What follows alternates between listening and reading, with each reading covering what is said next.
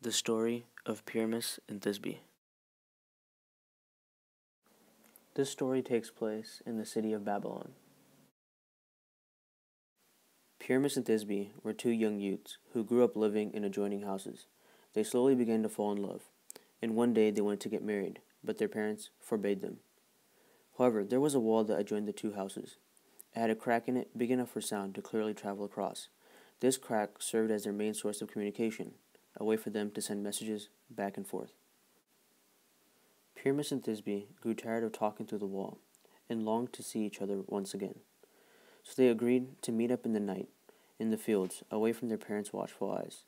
The two decided to meet up near the tomb of Ninus, at the foot of the mulberry tree. They also agreed that if one was to reach there before the other, they would wait until the other showed up. As it had been agreed upon, Thisbe cautiously left her house at sundown and made her way quickly to the tomb and sat down under the mulberry tree, waiting for Pyramus. As she sat there waiting, she caught sight of a lioness, her mouth covered in blood from a recent meal. Thisbe screamed, dropped her veil, and fled immediately. The lioness picked up the veil with her bloody mouth and began to chew on it. Pyramus, being delayed slightly, arrived at the foot of the mulberry tree a couple moments later.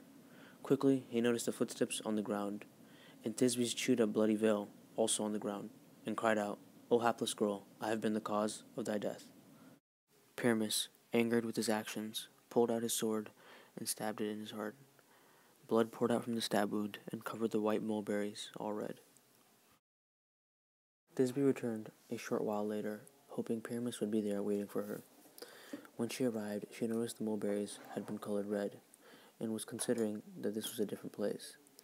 When she looked on the ground, she saw Pyramus's body, covered in blood, and a sword hanging from his arm. Upon noticing this, Thisbe cried out, "Thy own hand has slain thee, and for my sake. I too can be brave for once, and my love is as strong as thine. I will follow thee in death, for I have been the cause, and death, which alone could part us, shall not prevent my joining thee. Unhappy parents of us both deny us, not our united request. As love and death have joined us, let one tomb contain us. And tree, retain the marks of slaughter. Let thy berries still serve for memorials of our blood." And with that, she took the sword and also stabbed herself in the heart. And to this day, the mulberries represent the story of Pyramus and Thisbe.